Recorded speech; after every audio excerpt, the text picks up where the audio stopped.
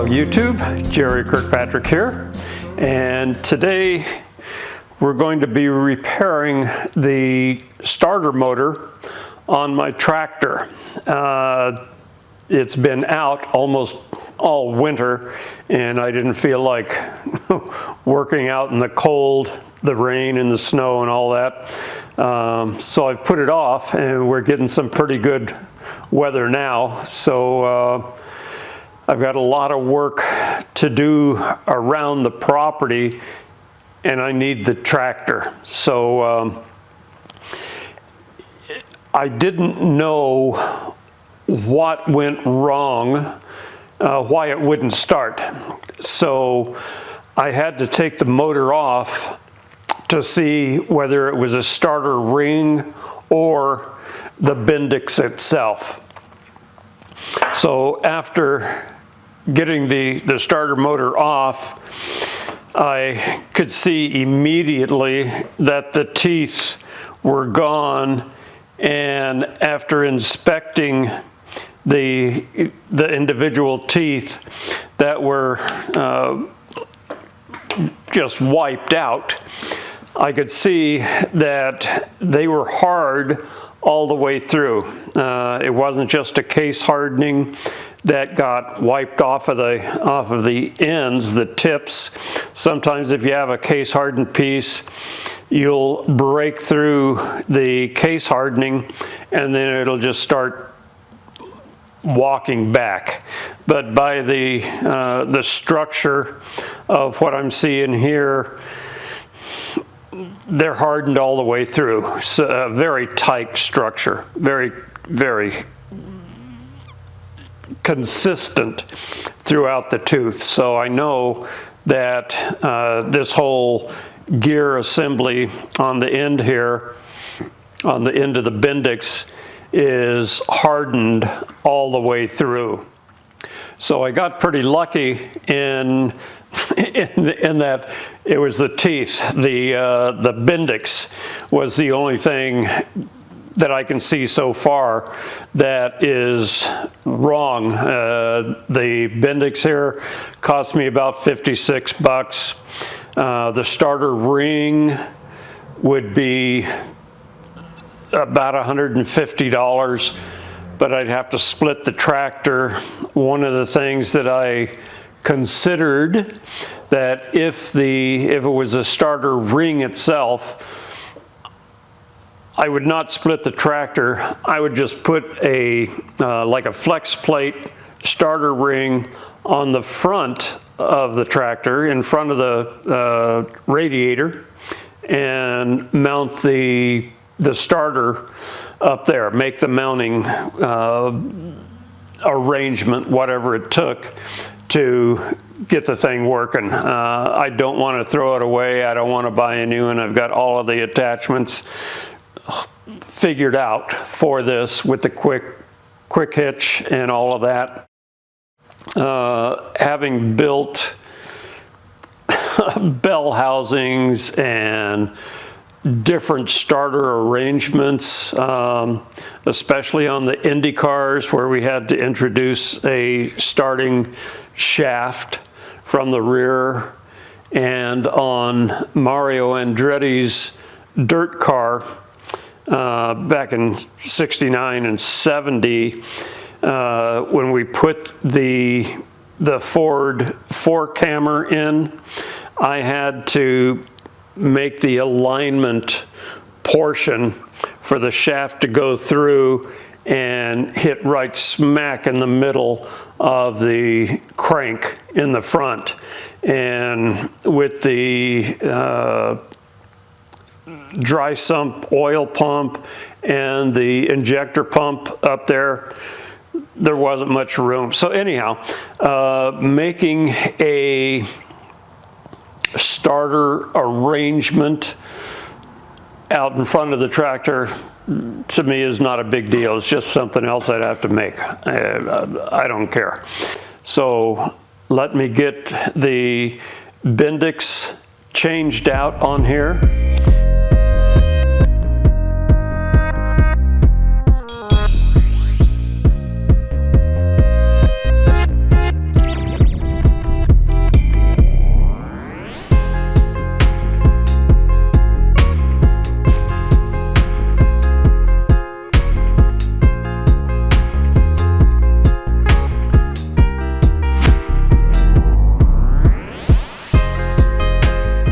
So if you think that I just undid a few screws, bolts, and took the Bendix off and just put it right back in, raise your hand.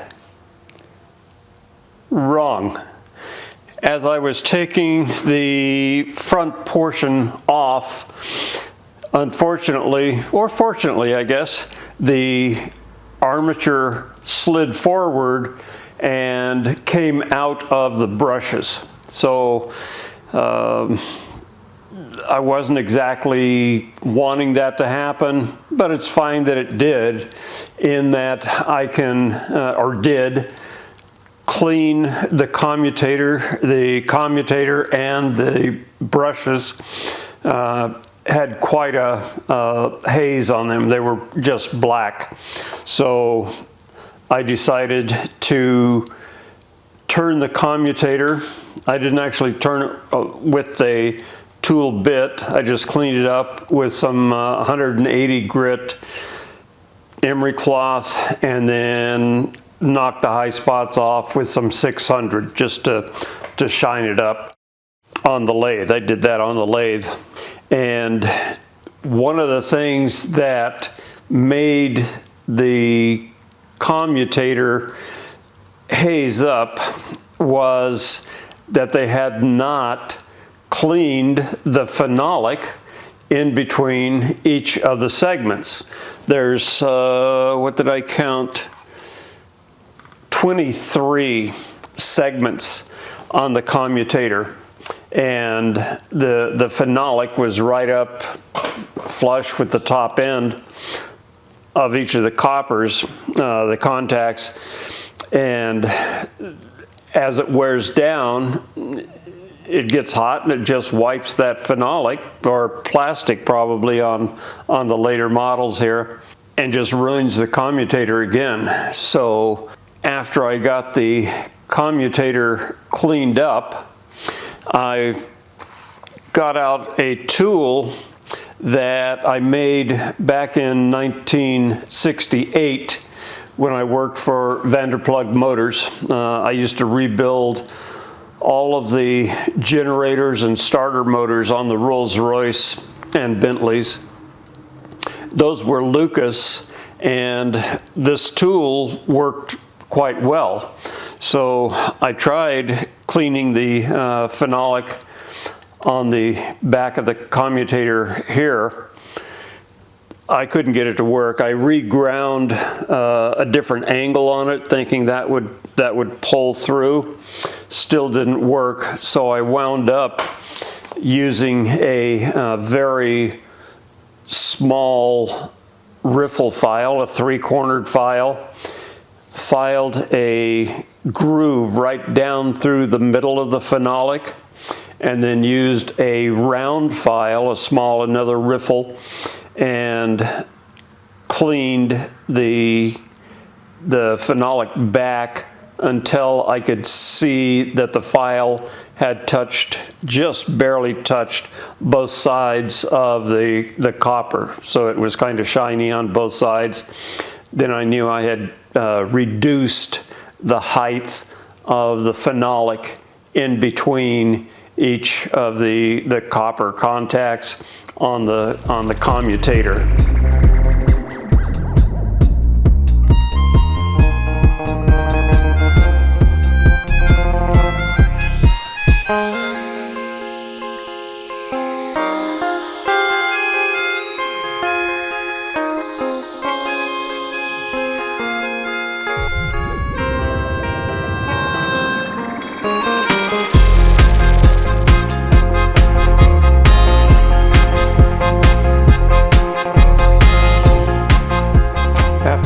The commutator all cleaned up, I started reassembling it with the new Bendix, and as I was assembling it, I used a can. So if you're going to rebuild a Delco type starter, get yourself a coffee can, well, any kind of can that will fit over both ends. The starter end, on the back end, you have this little nubbing for the bushing for the end of the armature, and that will allow the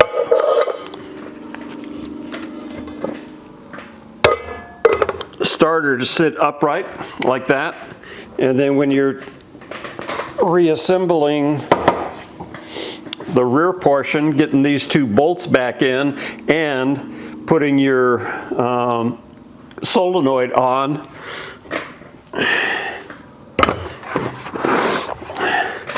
using a can, it makes it much easier to manipulate everything while it's sitting vertically. So the next thing I'm going to do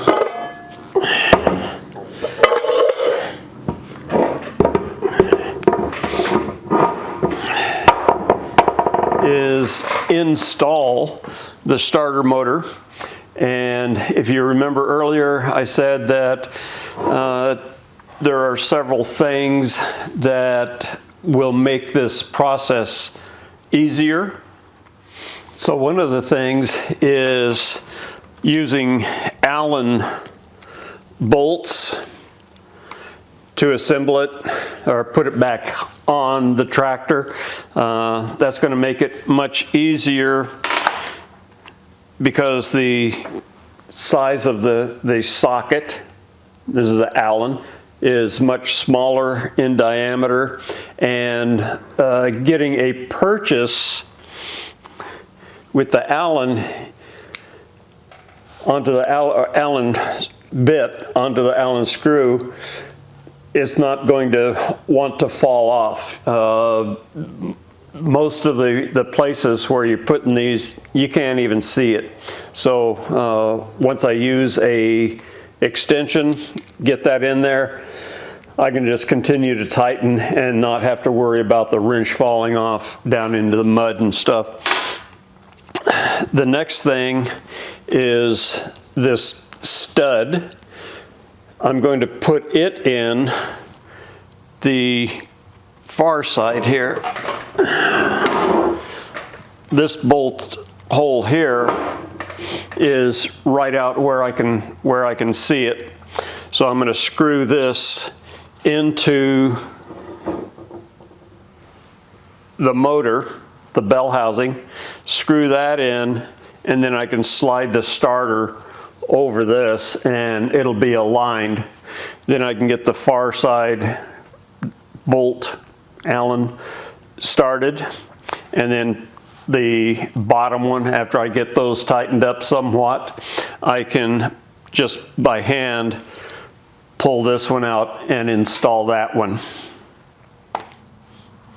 And you remember earlier I said that one of the things that will make installing this a lot easier is using a piece of 1-inch strap, this nylon strap.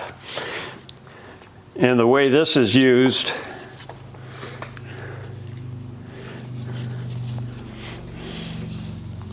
just put it around there. One simple knot. And then I use a pair of vice grips instead of tying a knot. By making this small knot here, the friction of the strap itself doesn't allow it to unwind, I guess it is. And then with this, as soon as I get the starter in place, just snap it and the strap will come straight right off. And this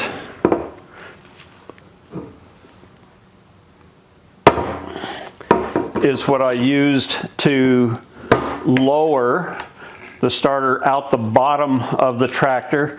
It's a bitch trying to hold that thing up there and walk it out. But by using the strap, I could work from above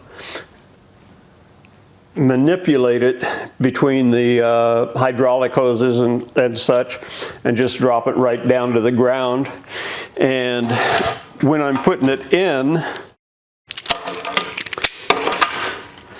I'll take the top end of the strap, wrap it, or just put it on one of the lift arms for the bucket, and then clamp it to the lift arm, and that way I have control of it and I don't have to hold it in place just by keeping the strap, it's right around this area here, by clamping it to the lift arm. I don't have to hold the starter while I'm installing it.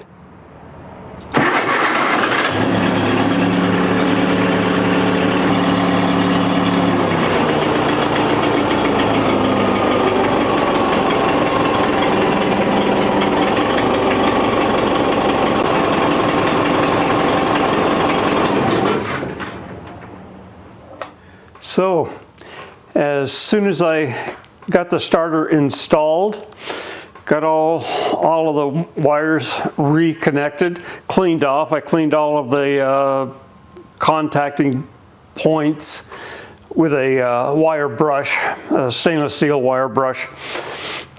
Bolted everything up, turned the key, and it just snapped to life, much better than it had prior. And I think the reason for that is that both the commutator and the brushes were cleaned, so I was getting a full 12 volts. Whatever the battery was putting out, it was getting to the commutator and making the thing spin. You just heard how it just started right up. So now that the tractor is done, the starter motor, everything is working great. I'm going to change all of the filters and check all the fluids.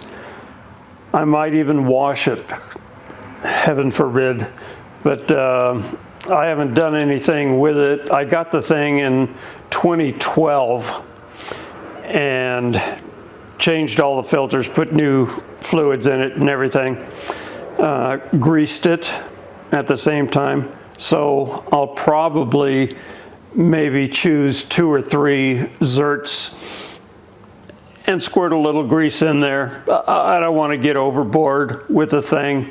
It's a 1969 Case 580 CK, so it ain't brand new. I'm going to reset the angle of the brush hog, the mower also. I'm going to start cutting a little lower from now on. So now that the tractor is done with the starter, still have a lot more work to do on it, but that'll keep. I can still get stuff done around here with it as it is. Before I started on the tractor, I reinstalled the hoist up in that main beam that I have going from north to south in the shop here. I had to move it about 3 feet to the north because I put the mezzanine in above the ceiling, the new ceiling that I put in. So I had to move it slightly. And the reason that I had to get the hoist finished along with the tractor is my next video is going to be getting my generator running. For several years, I filled it up with gas when I first got it. For several years, I would go out every month, the first of every month, start it up, let it run for a half hour, 45 minutes. This last time that I started it, it would run for a while, just long enough for me to get back here to the shop, and it would quit. So I figured no telling what would cause it. I was thinking maybe fuel. So I went back to where I have it sitting and started it again. It ran for a while. By the time I got back to the shop, it had quit again. So I'm thinking what is happening is the fuel has been in there for several years. I did put some Stay-Bil in it. I don't know how long that stuff works, but nonetheless, I'm going to bring it in, use with the tractor, use the hoist to pick it up, put it on a stand so I can work around it and find out where in the fuel system, I'm pretty sure it's a fuel system, that is not allowing it to continue to run. I'll clear all that out, put new fuel in it, get it running on gasoline, and then I'm going to drain that and then get it running on propane. That way from now on, I can start it every month on propane. If in fact the electricity goes out, then I can start it on propane, go to the gas station, get some gas, and then run it on gasoline until the electricity comes back on. Once that happens, I'll drain the fuel again and won't have to worry about that. So both the hoist and the getting the tractor running was to facilitate getting the generator in here so I could make that repair. So if you watch the next video, which will be getting the generator running and switched over to propane, I'll give you an update on how the tractor is running, and I will probably have quite a few things done around the property and let you know how it's working out. I'm sure that the starter has been the only weak point on that old tractor. So in the next video, I'll let you know how it's doing. So if you found this video interesting or you got some good information from it, give me a thumbs up. Please like and subscribe. Don't forget to ring the bell. Buy me a coffee if you would. You can also become a patron, and I also have a link right down below here on PayPal. Also, if this is the kind of information that you like, please share this with your friends. Thank you very much for watching. If I'm lucky, I'll see you in the next one.